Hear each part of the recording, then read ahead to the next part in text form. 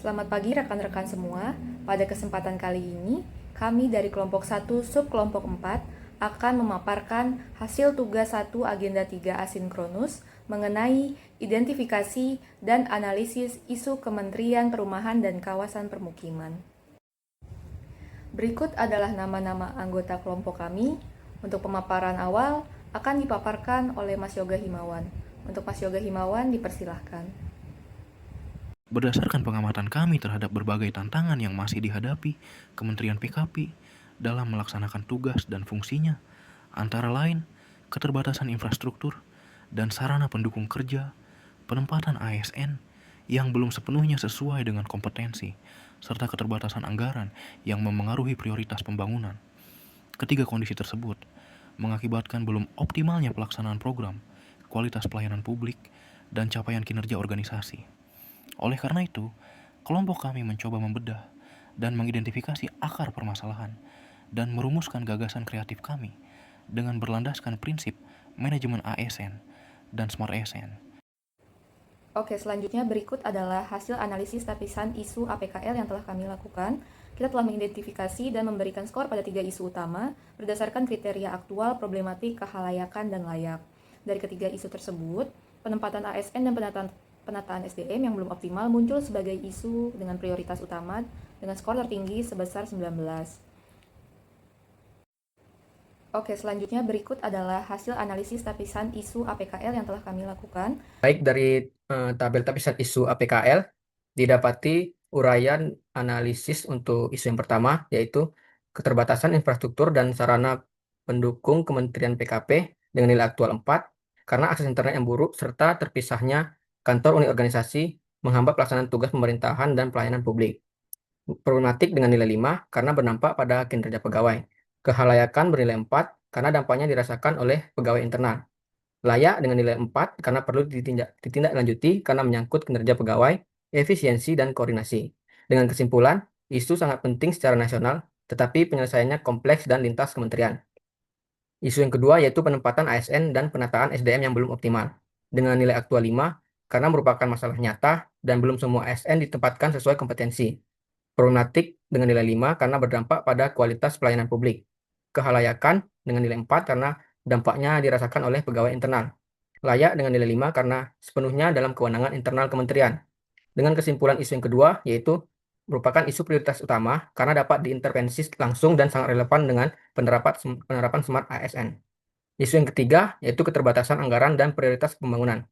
Dengan nilai aktual 4, karena isu klasik yang selalu ada saat kebutuhan pembangunan meningkat. Problematik dengan nilai 4 karena masih bisa diatur melalui efisiensi dan program prioritas.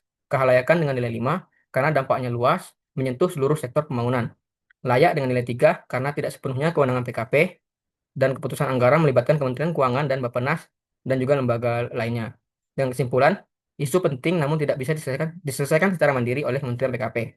Dengan tapisan isu APKL, ditemukan bahwa yang menjadi isu utama adalah penempatan ASN dan penataan SDM yang belum optimal. Baik, untuk metode analisis yang kami gunakan adalah metode Fishbone yang terdiri dari main, method, money, dan measurement. Selanjutnya untuk main yang pertama adalah belum terlihat potensi asli dari ASN, yang mana hal ini tercermin dari ASN lama maupun ASN baru, belum ditempatkan sesuai dengan jafungnya yang sesuai ataupun latar belakangnya yang sesuai. Selanjutnya adalah terdapat konflik kepentingan dalam penempatan SDM, kemudian tidak dilakukan tes kemampuan minat dan bakat para ASN untuk jabatan ataupun posisi yang mereka minati dan mereka memiliki bakat di tempatnya. Kemudian untuk faktor money, tidak tersedia dana untuk melakukan tes kemampuan minat dan bakat karena memang tidak dapat dipungkiri. Saya pun paham bahwa dana untuk melakukan tes kemampuan minat dan bakat lumayan besar. Selanjutnya ada efisiensi anggaran kementerian secara besar-besaran yang terjadi tidak hanya untuk Kementerian PKP, melainkan untuk KL lain juga ini terjadi. Kemudian pengoptimalan sesuai dengan yang tersedia. Pengoptimalan ini yang dimaksudkan adalah pengoptimalan bahwa tenaga kerja yang sudah tersedia saat ini, baik dari ASN rekrutan baru ataupun ASN rekrutan lama, harus dioptimalkan secara, maksimal, yaitu penempatan mereka, walaupun tidak sesuai adalah mereka mengoptimalkan yang sudah direkrut sebelumnya. Kemudian untuk faktor money, tidak tersedia dana untuk melakukan tes kemampuan minat dan bakat karena memang tidak dapat dipungkiri. Saya pun paham bahwa dana untuk melakukan tes kemampuan minat dan bakat lumayan besar. Untuk metodenya adalah penyusunan analisis jabatan masih dianggap sebagai formalitas. Memang tidak dapat dipungkiri analisis jabatan ini terkadang lebih ke sistematika, administrasi yang terjadi dalam unit kerja saja. Selanjutnya, penghitungan ABK tidak mempertimbangkan kemampuan individu dan kompleksitas tugas, dan juga penyusunan SKP masih dianggap sebagai formalitas. Sama seperti analisis jabatan yang formalitas, SKP juga memang masih dianggap sebagai formalitas untuk dokumentasi kenaikan jabatan saja. Untuk metodenya adalah penyusunan analisis jabatan masih dianggap sebagai formalitas. Memang tidak dapat dipungkiri analisis jabatan ini terkadang yang terakhir adalah measurement, itu pengukuran evaluasi anjab setiap 5 tahun memang masih terlalu lama dianggapnya. Sementara dinamika dalam bekerja selalu bergerak, dan kebutuhan tugas fungsi organisasi akan terus bergerak dan dinamis.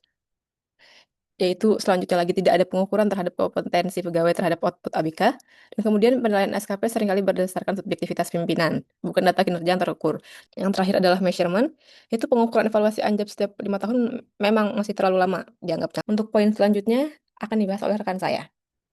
Untuk poin selanjutnya, Untuk gagasan kreatif, kami sudah mengembangkan 5 ide gagasan, diantaranya 1. Melakukan pemetaan kompetensi ASN, 2. Pelatihan dan pengembangan kompetensi, 3.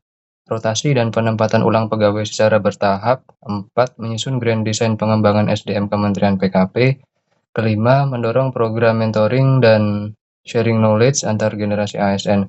Selanjutnya, dari gagasan tersebut, kami tentukan prioritas gagasan kreatif yang dilakukan dengan cara teknik lapisan McNamara dengan kriteria efektif, mudah, dan biaya. Dari metode tersebut, kami dapatkan prioritas pertama yaitu melakukan pemetaan kompetensi ASN. Baik, setelah pemetaan kompetensi ASN sebagai gagasan kreatif, di sini ada keterkaitan dengan manajemen ASN. Pertama, mewujudkan sistem merit untuk menyediakan data objektif. Kemudian mendukung pengembangan karir untuk mengidentifikasi kompetensi gap. Kemudian dasar analisis jabatan dan beban kerja untuk memastikan the right person in the right place. Kemudian keterkaitan dengan smart ASN, digital skills untuk membangun platform digital terintegrasi seperti memanfaatkan AI. Kemudian digital culture untuk mewujudkan budaya kerja baru yang berbasiskan data transparan dan menghargai kinerja. Kemudian digital ethics untuk menegakkan etika keadilan dan objektivitas. Kemudian ada digital safety untuk memastikan keamanan dan perlindungan data pribadi seluruh ASN.